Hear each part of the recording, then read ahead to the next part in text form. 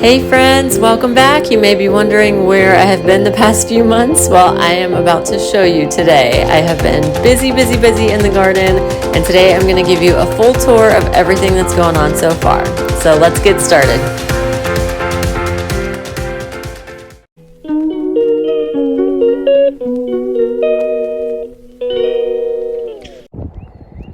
So today is April 18th of 2025.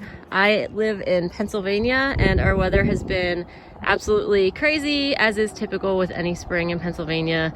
2 days ago it was snowing, today it's 80 degrees and sunny, so that is just Pennsylvania for you. I'm gonna give you a tour of what I've been working on so far in my garden. And I apologize, it's windy today, so if there's a lot of wind noise, sorry about that. Can't do anything about it. But and also just ignore the garbage pile that I'm working on it. This is a work in progress. It's been a very busy spring for me. So first thing, let's go through the perennial section over here. This half of my garden to the left of the entrance is all perennial plants and my chickens. My chickens are in there too. And then the right half of the garden is for all of my annual plants, and those will get switched out every year. So I wanted to have the annuals in one section and the perennials in the other section so that once the perennials are in, they don't get disturbed. So I use this black plastic sheeting to keep the weeds out and to make pathways easily accessible for machines and for wheelbarrows and everything. So I know a lot of people are wary about plastic, but this stuff is made of polyethylene, and the research that I did said it does not leach chemicals even when it's heated, so I feel safe using this in my organic garden. But it works the best out of any method I've tried for weed suppression, and it just makes it really nice to have like nice, easy, clean pathways to walk through. And especially when you're harvesting and you're trying to get wheelbarrows and everything through there to get the big stuff like watermelons and pumpkins, and just makes life a whole lot easier. I can even drive the quad through here with the cart attached to the back and don't even have to carry anything by hand, so that's nice. But this row here is all berries. It starts out with blackberries here, and then we have red raspberries in the middle, and down at the end I have double gold raspberries. So this is all raspberries and blackberries. It's about 115, 120 feet long row of berries there. And then on this side, these two beds in the front here aren't planted yet because I'm still waiting on my bare roots strawberries to arrive. They are in the process of being shipped right now. But I do have some strawberries from another company that have already arrived that I've planted here. All 6 of these beds are for strawberries. So you can see they're coming up. They're doing great. And I keep mulching this with straw, and then we keep getting these crazy strong winds that just blows all the straw right out. So it's a constant struggle, but that's all right. So anyways, here's some more strawberries here. This one's doing really well. Some of these beds have strawberries from last year that I dug up and put into these beds. And then I also ordered some new varieties to try out this year. And so that's the ones I'm waiting on. And down here, this is kind of a mess of weeds right now, but this row here is my asparagus patch. So I do need to clean that up. The asparagus should be popping up pretty soon, but that's what's here. And down at the very end, I just got 2 bare roots plants this year. For the first time, I'm trying out a new berry called honeyberries. So that's what's down here. I got 2 honeyberry plants. I guess supposedly they're similar to blueberries, but just a different shape a little bit and similar flavor palette is what I was told. So we'll find out. But I have those 2 there. I do still need to get another row of plastic down here to cover this pathway. Like I said, it's been busy, but we're trying. So this row here is grapes, and I have green grapes here, and you can see they're just starting to wake up. I think I saw a bud. Here we go. There's one bud just starting to come out. So they're just barely starting to wake up now, but I have green there. And then down here, I have Concord grapes. And these ones are waking up a little bit faster. You can see those buds there. So the Concords are waking up. I tried taking a cutting off of that and planting it over here, but I don't know if it took. I don't really see any signs of life on this guy. I don't think it took. If you guys have tips for taking cuttings and propagating plants, I would love to have your tips. Please leave them in the comments, because that's something I really want to get into but have not had success with so far. So please let me know how you guys propagate your plants, whether it's by cuttings or grafting or however you do it. Let me know. I would love to get into that and be better at it. This whole row here is all blueberries. So these first 3 blueberries, I got these as bare roots like 3 or 4 years ago, and they really have not done anything. I mean, like this one I think might even be dead. This one's alive, but still extremely small for being like 4 years old. So I definitely recommend, if you have like a good source that you know has good quality plants, go ahead and spend the extra money, because I've literally gotten nothing off of those for 4 years, and it's kind of pointless to have them. I'm going to replace them as soon as I get the money. I'm going to go to our local farm that has amazing blueberries. These are also old ones that were just like not taken care of, that I dug up from the backyard and moved down here. We'll see how they do this year. I don't know. But these are the ones I got from our local farm up in Apollo, Pennsylvania, and it's called Sacred Gate Farms. They have the best quality plants I've ever seen, and they are the sweetest, nicest people ever.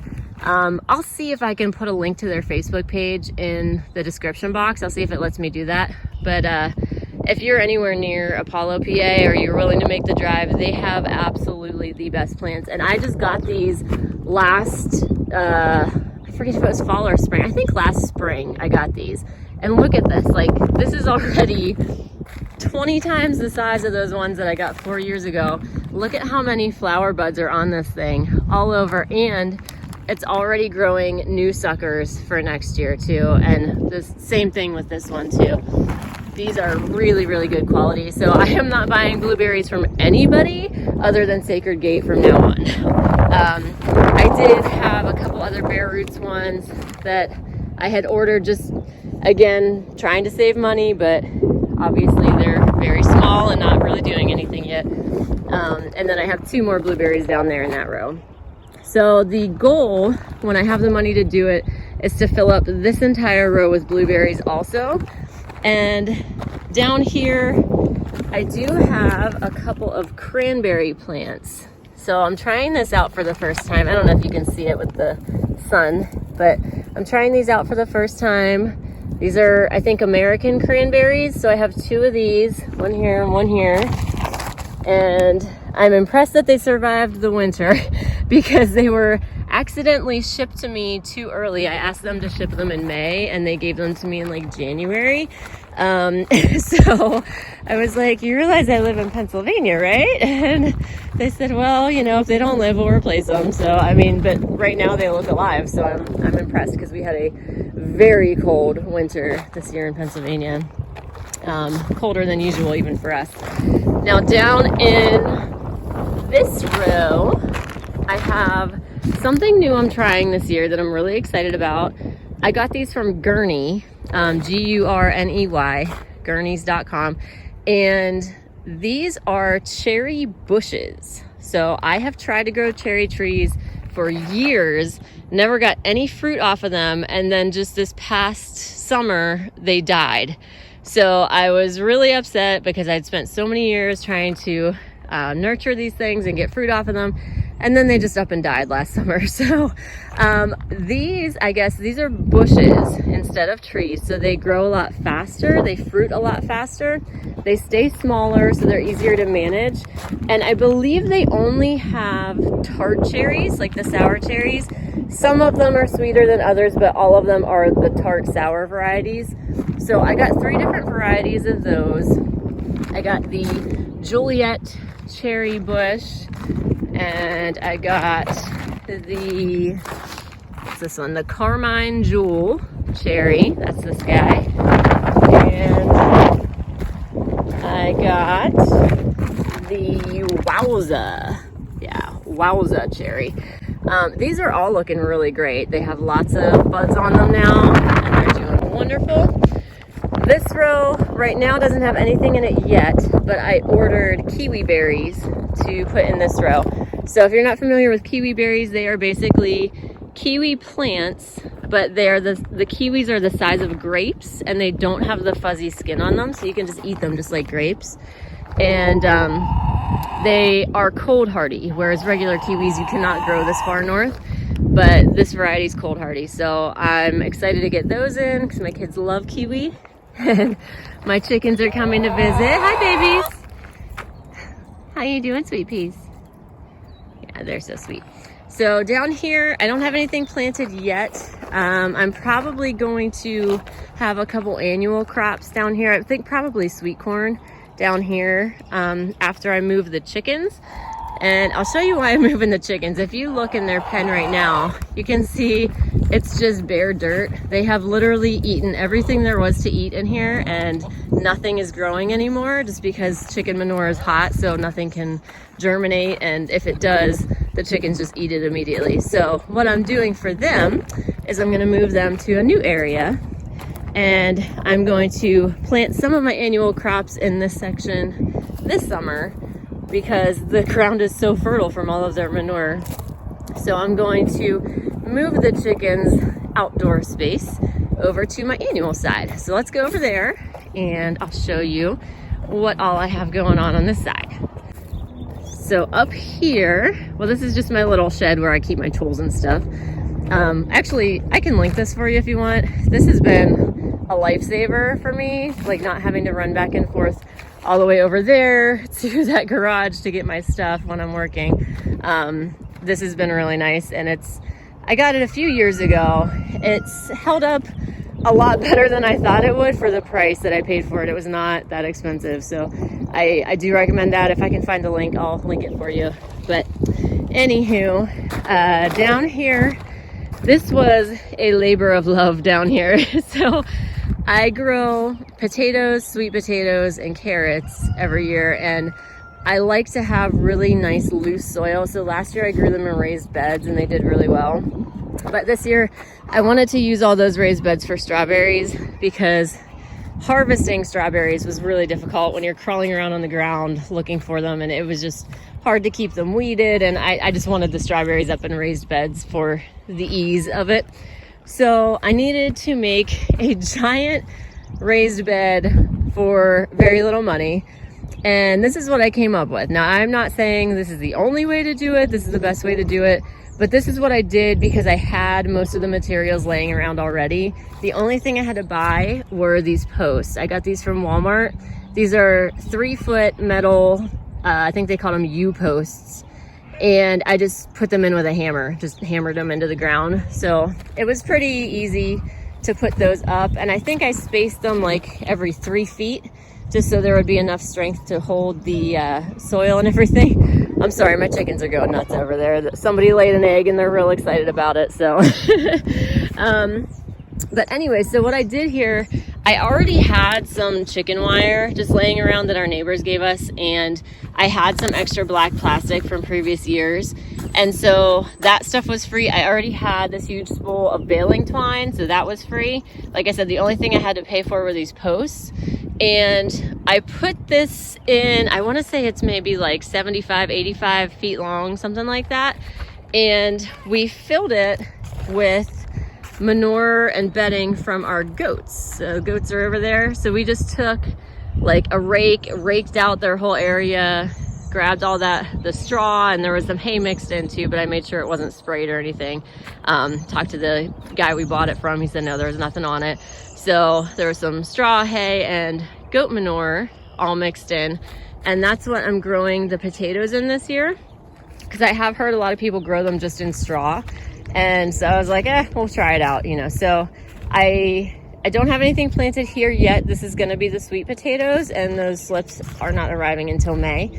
So this section is all for the sweet potatoes.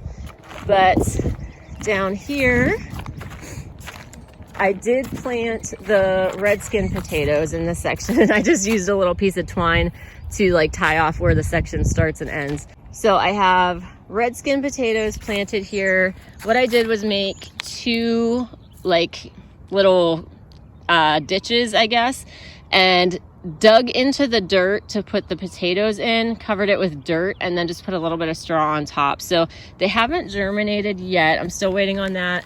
But as they germinate, then I can take this straw and like push it around the base of the plant, just so it'll have enough shade to keep the potatoes from getting green or anything like that. And I'll just keep adding more straw.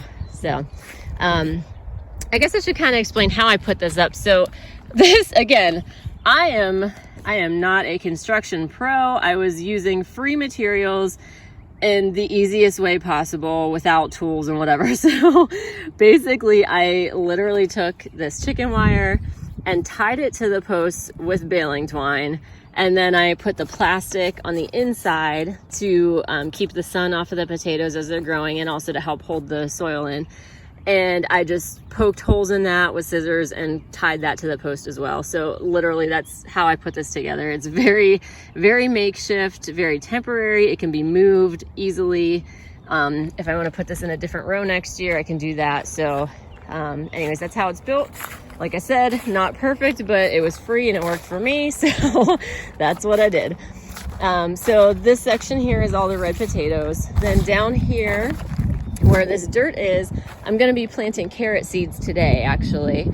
But I grabbed dirt from a different section of the garden down there. I was just like digging up shovels full of dirt, loading it into 5-gallon buckets, pushing the buckets in a wheelbarrow up here and dumping it in here. It was a labor of love, but finally got this all filled up with soil on top of the straw. So that way I can plant my carrots here and they'll have some nice good soil to grow in. And down here, yesterday I just got my kohlrabi seeds planted down in this section here. So on the downhill side of this trellis are the kohlrabi seeds. And then I'm gonna be putting some squash. I can't remember what kind. There's gonna be, I think maybe butternut squash is going on the uphill side of this trellis. And I'll train it up the trellis in the whatever, summer. Yeah, that's what it is, in the summer. All right, so this, I need to get some more rocks to hold this plastic down, because let me tell you, the wind is no joke in Pennsylvania in spring. We even had a few weeks ago, there was a tornado that came through. They clocked the wind speed at like 106 miles per hour. It gets real intense up here in the spring.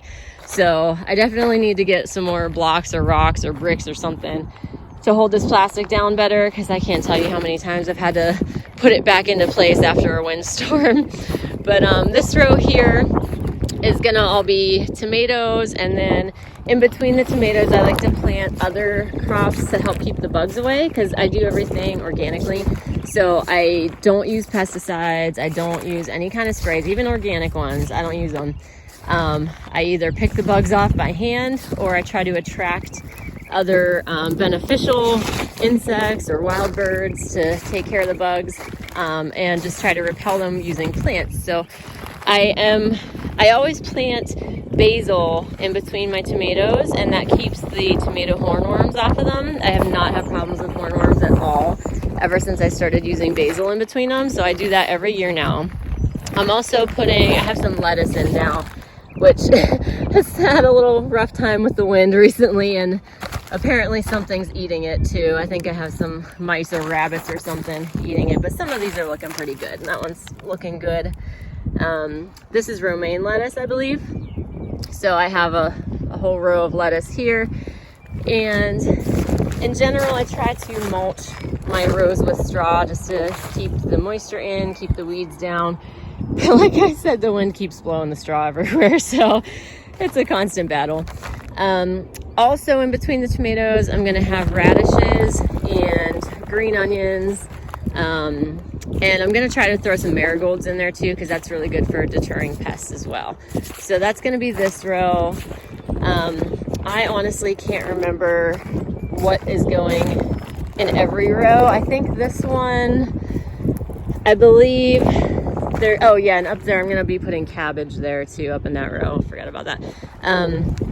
This one I think some kind of squash. Sorry about the wind. Some kind of squash, and then most of this row is gonna be lima beans. So I'm gonna grow half of my lima beans to eat green and let the other half dry on the vine so they'll turn into butter beans. And so I'm planting like 600 lima beans for that reason. So I try to grow what we eat the most of, and also like stuff that I know we're gonna go through. That's what I want to spend my time on. And beans are something that not only are they really, really easy to grow, because you literally just put a bean in the ground, cover it with dirt, water it in, and then like 2 months later you harvest. Like that's pretty much all you have to do with beans. They're so easy to grow. Might have to pull a weed or two, but not too many, because you can plant them pretty close together. But anyways, we do a lot of beans. I do black beans, red beans, white beans, lima beans, green beans. So I have a ton of beans going in here, and just pretty much all kinds of stuff like corn, watermelon, squash, basically like every kind of green you can imagine. And just anything that grows in our zone, I try to grow it. Tons of peas, actually. That trellis down there, that's all peas that I have planted. Let's go check them out. All right, so here are my peas. This year, I decided to just go with sugar snap peas because shelling peas is very time consuming, and I just want to spend my time on other things. Plus the sugar snap peas that I got were like amazingly delicious. I got them from Baker Creek. They're called sugar bon peas. It's sugar B-O-N. They are so good. And even giving them to kids who don't like vegetables, they were like, these are delicious. So they grew really, really well. I got tons of harvest from it last year. And I decided, you know what, I'm just gonna grow solely the sugar snap peas and not do the shelling peas this year. So this whole trellis here is all sugar snap peas, and I can't wait to eat them. Peas are like my favorite vegetable. And down here I have some bok choy. It's called tatsoi cabbage. It's from Baker Creek, and this is like little baby bok choy. So I have that growing here, and I also planted a bunch of it for my chickens. So like I said, there's a bunch of stuff here in this row. So like I said, I'm moving the chickens to another area. So I'm gonna put them over here. And what I like to do with them is I use this fencing. This is welded wire fencing, and I think it's like, can't remember the dimensions of the inches on this. Like 2 by 3 or so, I don't know. It has holes big enough that they can fit their heads through, but they can't fit their whole bodies through, obviously. But it's nice because they can poke their head through the bottom of the fence, and they can nibble on anything I plant outside the fence for them. So I plant them all kinds of stuff. I have bok choy, I have spinach, I have kale. They love their greens, and I have just like filled up these rows here with all kinds of greens. A lot of them haven't germinated yet, but they will. And so on both sides, I have all kinds of greens for them to munch on. Have this whole row down here. On this end, like a lot of this kale has been in there longer, so that's doing better. They love kale. I can't even tell you. They will tackle each other to get to the kale. I don't know why, but anything in the cabbage family, they are all about it. And I do have some areas here that last year I had beds here that I was growing things, and I just let the weeds grow up, because anything green, honestly, my chickens love to eat. So even though this is like grass and weeds and whatever, they will crush it and they will love it. They love these little purple flowers. I don't know if these are violets or what, but if you guys know what these are, let me know in the comments. But the chickens love them. And so this is gonna be their new area. Now, the problem in our area is we have an incredible amount of aerial predators, especially on our property, because a lot of our property is wooded. Like you can see the tree lines there.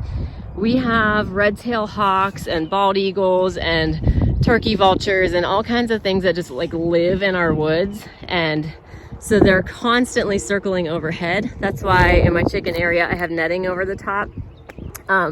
The netting worked way better than I expected it to, considering how much snow we got this winter. I thought the snow would collapse it, but it actually, it pulled some of it down, but it held up enough to keep them safe all year, and I'm so grateful for that. but I'm gonna do a different strategy over here that the snow will not have any effect on. It's what I did down there in my duck pen. We don't have ducks right now, but down in their pen, if you can see how there's twine across the top. I just tied twine, crisscrossing it back and forth, and that's enough to keep the aerial predators out because I don't want to get their wings tangled in there or anything like that. So that's what I'm going to do over here, and that way I don't have to worry about the snow pulling down the netting. I do the welded wire fence about 4 feet high, and then I'll use the netting for the rest of the wall on the side, but then across the top I'll just do the twine. So there's one more row down in the bottom of the garden that I forgot to show you when we were on the perennial side. So we'll go check that one out and show you what we have going on down here. Okay, so this is the very bottom of the garden down here, and as you can see, my plastic got blown away in the wind again. I need to go fix that. You think you have enough rocks on it, but it's never enough with the crazy wind we get here in Pennsylvania. It's insane. But anyways, I planted mint here, and I haven't seen it really come up yet. Like, I dug some up from other areas of the garden and just put the bare roots here over the winter. And I know you guys are all freaking out like, no, you can't put mint straight in the ground. It has to be in a container. It's gonna spread and take over. Honestly, I want it to spread and take over because it's either gonna be mint or it's gonna be grass and weeds. And at least mint is useful because I use it, I make tea out of it. I give it as gifts. I like freeze dry it and give people mint tea as gifts. I use it in the chicken coop to keep the flies out. I just crumble it up and throw it in the bedding and throw it in the nesting boxes, and helps to keep the flies out of the chicken coop. So if it's gonna be covered with something, it might as well be something useful. So I say let the mint spread. I'm happy with that. So I'm hoping this will come up. I know it's pretty hard to kill mint, so hopefully it'll come back, but I don't see any yet, so I'm just praying it will come back. I do have a couple lettuce thingies down here, little heads of lettuce, and over here, oh, well, this was kale, but it looks like someone's been munching on it. I had a couple of things of kale right here. Oh, there's the other one over there, but yeah, it's definitely getting eaten by something. So this is the time I never really cut this back last year. I'm really bad about that. I don't like cut stuff back when I should, but there is some new green growth in the middle coming up. So this year's time is coming, and I do need to cut off last year's old growth, but I have time here. Down here I have 2 rosemary plants, and rosemary's a little bit tricky in our climate because it's really a hot weather plant and it gets real cold here in Pennsylvania in the winter. But I do see some new green growth in the middle, so hopefully these are still alive, and I will pray that those come back. I really only use rosemary like once a year on our Thanksgiving turkey. That's pretty much the only time I use it, but I do like to have it for that. And then over here I planted lavender, and that's starting to come back a little bit now too. And I did plant a whole bunch of lavender seeds just in the ground, so I'm hoping that'll come up. And I also have a bunch of lavender seeds over in my greenhouse, so I'm planning to plant a lot more. And lavender I use mostly for the chicken coop because that is really, really good at keeping the flies out in the chicken coop. So that's the main thing that I use the lavender for. So then down here, oregano, that's what I have here. So that is coming up. I don't know if you can see it in there, but there's oregano in there. And we got some more here. See that coming up. So I have 1, 2, 3, 4, 5 patches of oregano here, I guess. And I did plant some more in the greenhouse this year. The oregano, also for the chickens mostly. I mean, I do eat oregano a lot just for the health benefits. I'll just sprinkle it in my eggs every morning, but I do like to have it for the chickens because that is a natural antibiotic. So anytime anyone looks a little bit questionable or sick or like anything like that, I will put oregano in their water, and within a day or 2 they're all fine. So it's really helpful to have when you have chickens, so I'm growing a ton of that. Down here we have winter savory, which again I need to cut off last year's growth, but this is really coming back strong already this year. Lots of green growth on there. So I have the winter savory here. And then down here is the rhubarb. Now I had the rhubarb up there last year. It was up behind those beds, and I dug it up and moved it down here just because I wanted to put the strawberries up there. And it always did really well up there. And honestly, it started out doing really well down here. And this one, I mean, especially this looks really good too. And it does have some really good like bulbs on it, new growth coming up. But I'm not sure what's going on with the leaves here. I've never seen that on my rhubarb before. So if you guys know what that is, please leave me a comment and let me know what that is and how to fix it. Because some of those leaves are looking pretty bad. I don't know if that's just like from the cold weather, because we did have some frosts after this emerged. But yeah, let me know if you know what that is, because I want to fix that. I really like my rhubarb. Love making strawberry rhubarb smoothies. So I'm looking forward to having lots of it. So help me out in the comments if you know what's going on there. But that is the garden tour for now. And I'll try and do another one once I get the annuals planted, maybe like midsummer, let you guys see what it looks like in full bloom. But for now, that is all I have. And thanks for watching, guys. If you have any questions or comments, leave them there for me. Don't forget to subscribe and hit the like button if you like what you saw. Let me know if you like these kind of videos or if there's something different you want to see from me. And I will see you next time. Thanks, guys. Bye-bye.